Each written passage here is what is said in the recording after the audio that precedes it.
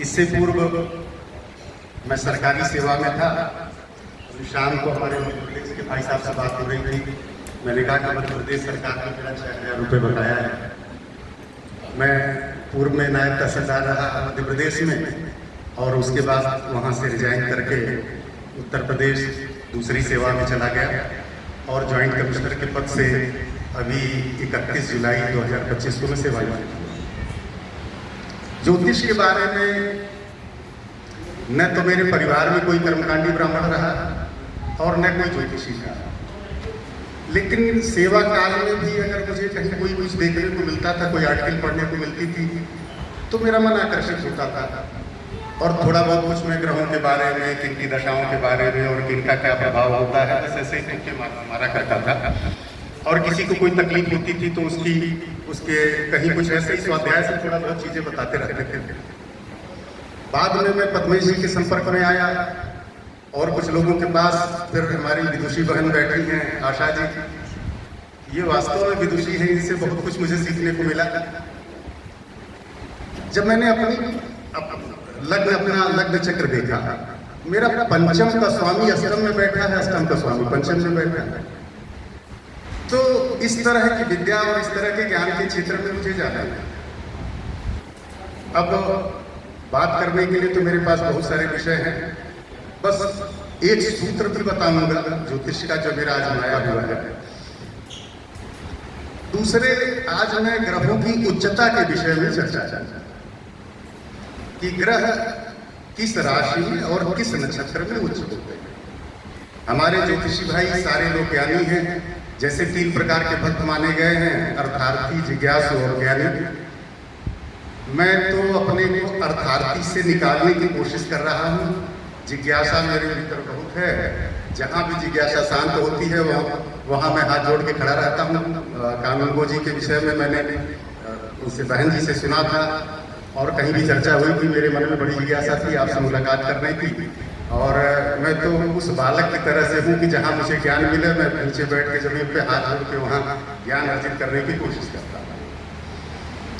ग्रहों के बारे में हमारे सारे ज्योतिषी ये देखते हैं कि मेष राशि में अगर सूर्य 10 डिग्री का बैठा है तो वो उच्च का है, और उसके बाद उसका फलादेश करते हैं। परंतु कहीं न कहीं तमाम चीजें मिस होती हैं कि अगर कोई ग्रह उच्च हो रहा तो क्यों हो रहा है, उसके पीछे क्या कारण है ग्रहों की उच्चता। अब मेष राशि में 10 डिग्री पर अश्वनी नक्षत्र में सूर्य उच्च का होता है। सूर्य जितने भी जंगम या स्थावर है सबकी आत्मा, और आत्मा लिबरेशन चाहती है, मोक्ष चाहती है। आत्मा की साध ही मोक्ष। जब सूर्य अश्वनी नक्षत्र में, अश्वनी नक्षत्र केतु का नक्षत्र है, मोक्षदायक नक्षत्र है, तो यदि सूर्य मंगल की राशि, जो विलासिता का, सांसारिकता की राशि, उस राशि में मोक्ष द्योतक नक्षत्र में बैठा है, तो वो अपने लक्ष्य की तरफ तो बढ़ ही रहा है। अब सूर्य के लिए इससे बड़ी उच्चता क्या होगी? आत्मा की साध मोक्ष है, और सांसारिकता में रहकर सूर्य केतु के नक्षत्र में मोक्ष की तरफ है। तो ये हमारे सूर्य की उच्चता है। इसी प्रकार से चंद्रमा मनुष्य जाता, मन के जितने आयाम हैं वो चंद्रमा से संचालित है। लोभ, मोह, ईर्ष्या, द्वेष, ये सारे चंद्रमा से संचालित है। और मन एवं मनुष्याणां बंधन मोक्ष कार्य, यजुर्वेद में कहा गया है कि मन ही मनुष्य के बंधन और मोक्ष का कारण। अब चंद्रमा वृष राशि में कृतिका नक्षत्र में उच्चता प्राप्त करता है, और ये नक्षत्र सूर्य का है। सूर्य के नक्षत्र में जो भावनात्मक ग्रह, वह अपनी उच्चता आत्मा के पास आता है। इससे श्रेष्ठ कोई चीज हो ही नहीं सकती, वहीं जाके कृत्य हो। इसी प्रकार से मंगल की राशि है। मंगल धनिष्ठा नक्षत्र में मकर राशि में 28 डिग्री पर कुछ होता है। मकर राशि शनि की राशि है। मंगल का परम शत्रु शनि, और धनिष्ठा मंगल का स्वयं का नक्षत्र है। अब आप ये समझिए कि कोई व्यक्ति अपने शत्रु के घर में उसका जो नक्षत्र है धनिष्ठा, तो मंगल का स्वभाव है, पौरुष है, बल है, शक्ति है। अपने मूल स्वभाव के साथ शत्रु के घर में बैठकर उसी में अडिग रहना, इससे श्रेष्ठ मंगल की उच्चता क्या हो सकती है? ये उसी प्रकार से है जैसे कोई सन्यासी इस जगत में रहते हुए अपने योग बल से अपने दसम द्वार का भेदन करते हुए प्राण का त्याग करता है, तो मंगल की स्थिति है। हम बुद्ध की बात करते हैं, बुद्ध कन्या राशि में और चंद्रमा के नक्षत्र में उच्च होता है। जितने जीव हैं सब में भूख, प्यास, मैथुन, निद्रा ये सामान्य चीज है। बुद्धि ही एक ऐसी चीज है जो मनुष्य को अन्य जीवों से पृथक करती है। परंतु बुद्धि का जो स्वभाव है, बुद्धि आपको कभी शांति नहीं दे सकती, कभी आनंद नहीं दे सकती। और अगर बुध ग्रह चंद्रमा के नक्षत्र में चंद्रमा के सद्गुणों को, उसके करुणा को, परोपकार को अगर बुद्धि स्वीकार कर लेती है, तो इससे श्रेष्ठता क्या होता है? तो बुध ग्रह अगर अपनी ही राशि में, कन्या राशि में चंद्रमा के सद्गुणों को स्वीकार कर लेता है, तो वो श्रेष्ठ होता है और अपनी उच्चता को प्राप्त होता है।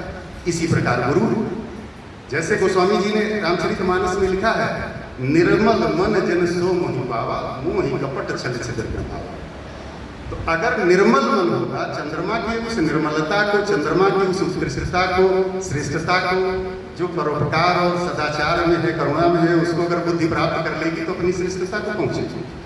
इसी प्रकार गुरु है। गुरु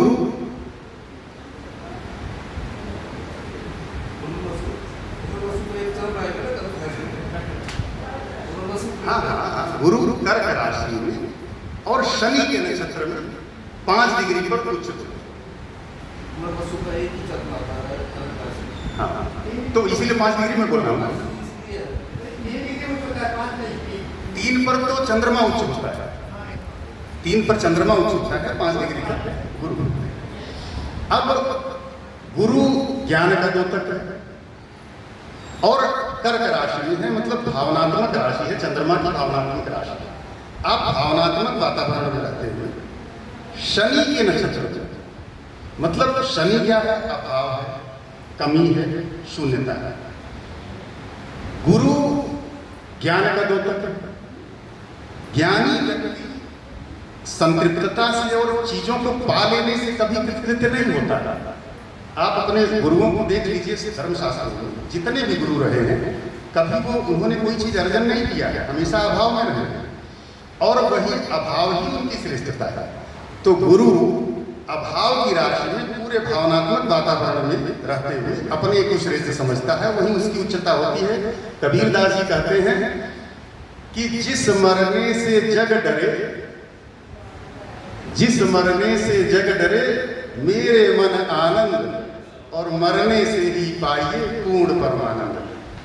तो गुरु भावनात्मक राशि में रहते हुए और अभाव के, रिक्तता के, शून्यता के नक्षत्र में जाकर अपनी उच्चता प्राप्त करता है।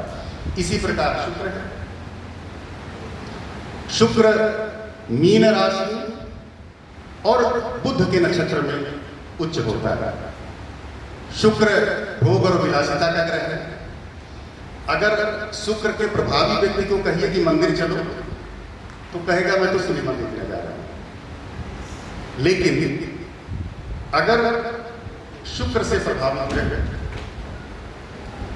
धार्मिक माहौल में रहते हुए, मीन राशि के माहौल में रहते हुए और धार्मिकता की बुद्धि प्राप्त करे, बुद्ध के नक्षत्र में, तो अपनी श्रेष्ठता प्राप्त करता है। इसी प्रकार शनि जो है तुला राशि में और गुरु के नक्षत्र के बिल्कुल पास, विशाखा के बिल्कुल पास 20 डिग्री पर उच्चता को प्राप्त करता है। तो मेरा कहने का आशय है कि जब हम प्रिडिक्शन करते हैं, कोई फलादेश देते हैं, तो अगर हम इसके पीछे के तथ्यों पे भी जाएं कि कोई ग्रह उच्च क्यों हो रहा है, तो संभावना है कि मेरा फलादेश और श्रेष्ठ होगा। अब मैं एक छोटा सा सूत्र देकर अपनी बात समाप्त करूंगा। इस सूत्र को मैं ये नहीं कहता कि 100% सही है, लेकिन 90% तो मेरी जानकारी में जितनी कुंडली मैंने अब तक देखी है उसमें सत्य पाया है। किसी भी कुंडली में अगर गुरु वक्री है, आप उस जातक से पूछिए कि क्या उसका एक पुकारने का नाम और है। आप कुंडली किसी की भी उठा के देख लीजिए, गुरु अगर वक्री है तो पहला प्रश्न उससे ये पूछिए कि क्या जिसकी कुंडली है उसका जो मूल नाम है उसके अलावा एक उसका पुकारने का नाम है।